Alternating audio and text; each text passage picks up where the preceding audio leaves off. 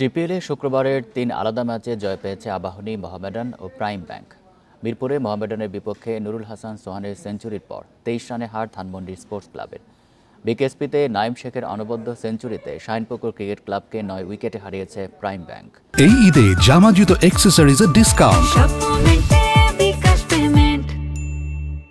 মিরপুরে ধানমন্ডি স্পোর্টসের বিপক্ষে ভালো শুরু মোহামেডানের।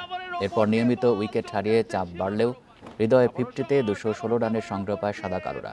পরে তাসকিন, তাইজু, সাইফুদ্দিনের নিয়ন্ত্রিত বোলিং একাই লড়ে যাওয়া সোহানের সেঞ্চুরির পরও ম্যাচ হার ২২ রানে। এদিকে বৃষ্টিবিঘ্নিত ৩৬ ওভারের ম্যাচে গাজী গ্রুপকে হারিয়ে টেবিলের শীর্ষস্থান ধরে রেখেছে আবাহনী। গাজীর দেয়া ২০০ রানের টার্গেটে ২ উইকেটে জয় পায় আকাশী নীল। এদিকে বিকেএসপিতে আরেক ম্যাচে দাপুটে জয় প্রাইম ব্যাংকের। নাজমুল অপু, শফিকুলদের বোলিং নৈপুণ্যে ১৫৯ রানে অল আউট শাইনপুকুর। জবাবে নাইম শেখের অপরাজিত ১০৪ রানের ইনিংসে ৯ উইকেট হাতে রেখে ম্যাচ জিতে নেয় prime bank. Slower shot delivery টেনে খেলেছেন, কভারের ওপর দিয়ে বল চলে যাচ্ছে সীমানার ওপারে। আবারও শট, আবারও কভারের ওপর দিয়ে ফিল্ডার চেয়েছে।